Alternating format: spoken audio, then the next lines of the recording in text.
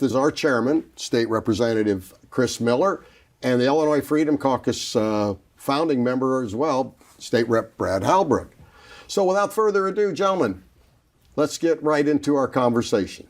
First, to our new members, Jed and David. Well, we're so glad to have you two with us today to join. You guys joined our caucus this spring, and we've gotten to know a lot more about you as we go along here in Springfield. This has been some long hours and probably some things that are pretty new to you. But let's take some time here and let the people learn a little bit more about you. So let's talk about you and your family and where your home district is. So David, maybe you'd like to lead off. Sure. Well, first about my family. Married 33 years to a phenomenal woman. 2 kids. I have a son. He's a senior in high school, and my daughter's a sophomore. The district that I represent is the 115th district, which is all our parts of Monroe, Randolph, Perry, Jackson, and Washington. And this is my second term. Excited to be here and representing the conservative values of Southern Illinois. And glad to be a member of the Freedom Caucus. And your son's a baseball player. He is, yeah. Actually, pretty dang good. He does okay. He's a pitcher. Went to a game last night. I skipped out of here after a session, and they beat Oakville 12-0. He pitched the game. He gave up 1 hit. Well, that's great. Jed, a little bit about you and your background. We're really glad to have you here in Springfield, with your civilian experience in education. Let the folks know a little bit more about you. Yeah, no, absolutely. Great being here. I represent the 75th, which is a lot of Kendall County, a little bit of Grundy, and then slivers of LaSalle, DeKalb, and Will. Been married 23 years. It's easy. Actually, it's an easy one for me because we got married in 2000, so I can just do the math pretty easy. But we have 4 children. Our youngest we adopted out of foster care, so we're foster parents. My oldest is engaged, and my youngest still wears pull-ups, so there's a big gamut on the home front there. But I'm very honored to be here. It is a blessing to represent the great people of the 75th. That's great. And your background in education, you've been a real proponent of, I guess, alternative type of an education rather than just going to public schools. Yeah, for sure. So I'm the school board president of a private Christian school up in Yorkville, have been for probably 12 or 13 years. They just voted me on for 1 more year, so I guess we're doing an okay job up there. But it is a lot of fun, and it's been very trying the last few years in our dealings with the state of Illinois. And your school's doing really well. And we're glad to have you and your experience here in Springfield. Education is a big component of what we do here. We all feel like the money should follow the student. We should have school choice. And your experience in that field brings a lot of credibility to that quest. All of us, we all know how hard it is to run for public office. So, to the both of you, what really fired you up? What gave you the impetus to put your name in the ring? Well, it was one of those things for myself. It was seeing what was going on in Springfield and understanding and realizing that things needed to change.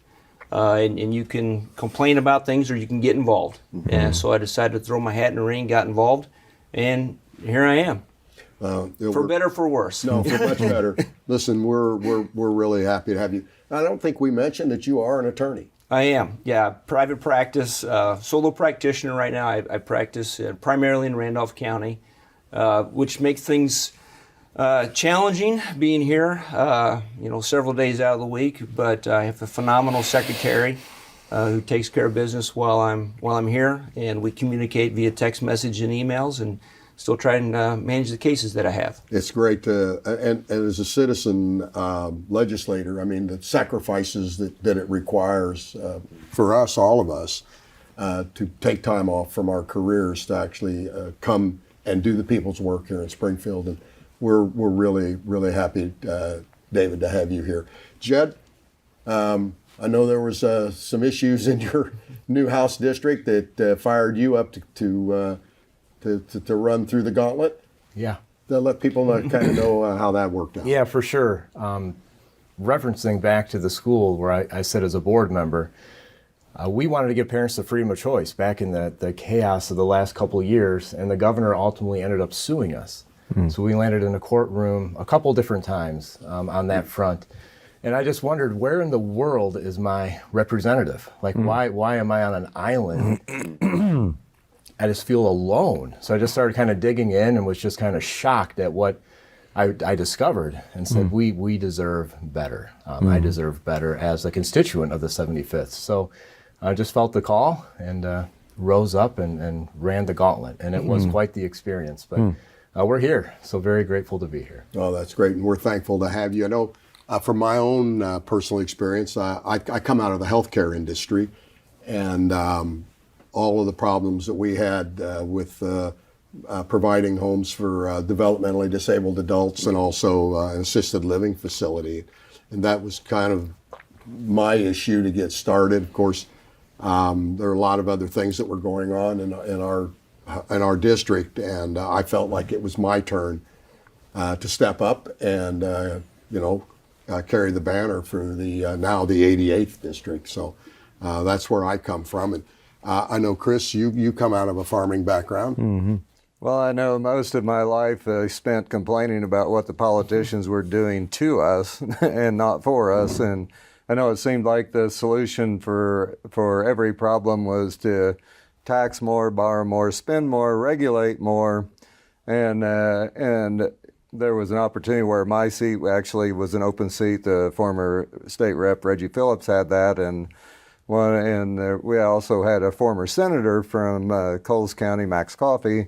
And they called me up one day and asked me if I'd be interested in running. And, it was a big decision because it's a big job. And so I threw my hat in the ring, and we won the first primary and got elected, and I'm starting my third term. That's great. And, it's really good to have that point of view and your great family background. Brad, I know you were here and left and came back, decided to come back. I don't know if that's what that says about your mental capacity. But, as a founding member of the Freedom Caucus, we're really happy to have your knowledge and your institutional knowledge. Yeah, well, Dan, I had a small business. Had just a few employees, and we were being told by our politicians some stuff that just didn't make any sense, and it just didn't add up. So I got around a group of people. We decided to make an effort, and here we are. And so, as we continue every day, we see how much of a vacuum there is in truth, logic, and common sense. And that's what we're all about, is to bringing truth and logic and common sense. And so that's kind of why I got into this thing and why I can continue to stay in it. Truth, logic, and common sense. It's great to have your background here and help us navigate through some of these situations that we've never experienced before. So your experience, you're fighting for conservative values here in Springfield. You've joined the Freedom Caucus. This is your first term. Jed, what do you think? How's it worked out? It's been a ride. So it's very interesting, but well worth the fight. We need to ring the bell of freedom and liberty down here, because I think people have forgotten that. And to be on common ground with the Freedom Caucus is great. I ran on a platform of freedom and liberty. So when people are saying, well, why would you join this group? It's like, why wouldn't I be a member of the Freedom Caucus? They actually have a platform that is worth standing upon and worth representing. And from all the doors that I knocked, contrary to what you might read in the media, I know that it is the voice of the people from my district, that is truly what they desire. So it is great to, it can be awfully lonely down here at times. So it is really great to have good colleagues that can support and propel you along the path of freedom. You're a very welcome addition to the caucus, and your passion and your experience is really what we're all about. And David, this is your second term. Hopefully, your experience as a Freedom Caucus member has been beneficial for you. Oh, absolutely. You fit right in. I mean, your values, your district, your voting, bills that you carry, all fit in with what values that we're promoting. Yeah, and just pick up on what you guys have said. Truth, logic, and common sense. We have people that lobby us for tax incentives to grow their business, and we see individual bills cater to individual industries or businesses, which is I find extremely frustrating as a small business. Instead of targeting individual businesses, hey, let's do tax reform for the entire state. Let's do work comp reform for the entire state. You know, let's affect laws that affect all of us in a positive way. So maybe we can stop people from leaving our state, and maybe they'll want to come to our state. Wouldn't that be a welcome sight? Be great. Yeah, and that's really the I think the crux of the problem is that we continue to have to make this special legislative efforts to attract or keep a business, particular business, when we should be concentrating on fixing the whole state, giving everyone an opportunity to stay and work and prosper and attract new businesses to come here and build our economy and give people, particularly in Southern Illinois, more opportunities. So anything else anybody wants to add before we Dan, sign I might off? throw in just the fact that one of the reasons we're here, or one of the multiple reasons we're here, is defend the truth, defend life at every level. And I think that's really, really important. Like Representative Freeze talked about, is all these kind of one-offs to support this or that business or bring it. We've got to get government out of the business of picking winners and losers, okay? We need much reform at multiple levels. And I think at that point, when we get that reform, that's what I think we're all here about, is get the reform done, and that will grow the economy, that will grow our families and our businesses in the state. For everybody in the state, Everybody. not just a small segment. Right, not just a small geographic area. Correct. We want to improve life for everyone here. And I know, Chris, you're very, very outspoken in a way, very passionate. That's not a negative. I mean, you're very passionate, about what drives us, where our north center is. Well, I think it's important that we understand that different caucuses reflect different legislative priorities, and I know that was one of the things that brought the Illinois Freedom Caucus to birth. Was it seemed like that we had somewhat strayed away from the North Star of conservatism, which would be the Constitution and the Republican Party platform.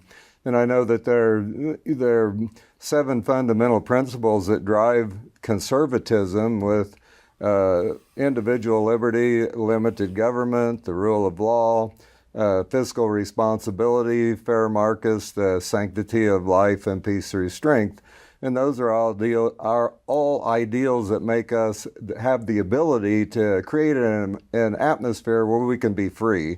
And that's what we want to do, is promote freedom and liberty. And we want to be a voice for the voiceless, because a lot of times the lobbyists and special interest groups are screaming the loudest, and so they get the attention. And I know that the people that we represent are at home going to work every day, and they don't have time to come to Springfield and try to get people to do what needs to be done. And so I know that one of the things that the Illinois Freedom Caucus attempts to do is to be a voice for those people, because we live amongst them, and we know what they're thinking and know their thoughts, and we need to advocate for taxes reform. We need to advocate to point out this sham that they call the Green New Deal, which is really the Green Bad Deal. And it's actually a war on Southern Illinois, because fossil fuel, coal and oil and natural gas is the lifeblood of the economy where we live, as well as agriculture. And education reform, our education system has gone woke, and woke needs to be, the wokeification of our children needs to die, and the communities where we have schools should reflect the values of that particular community. And we need to get back to being energy independent, and we're going to advocate for all those things that are going to make Illinois great again. That's great. Well, thank you all very much for being with us today, and it's I'm sure the folks out there are better informed and to get to know you. We're pleased to have you in our caucus, a part of our caucus. It's been really, really, I think, invigorating for us to get some new folks in, and particularly people with your experience and background and commitment to the conservative principles that we all stand for. So this is Dan Caucus from the 88th District. We're here today with our little round table. We really do appreciate you tuning in. We'll be back with you again very shortly as the legislative session continues to grind on. Until then, until next time, take care.